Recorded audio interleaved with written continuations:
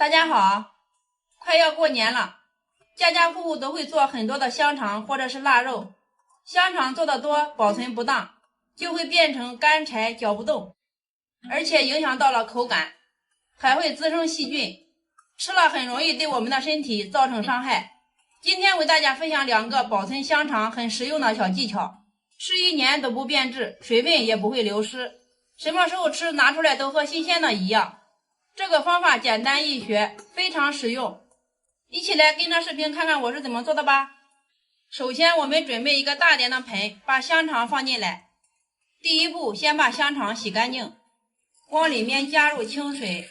往里面放入1勺食用盐，食用盐能起到杀菌的效果。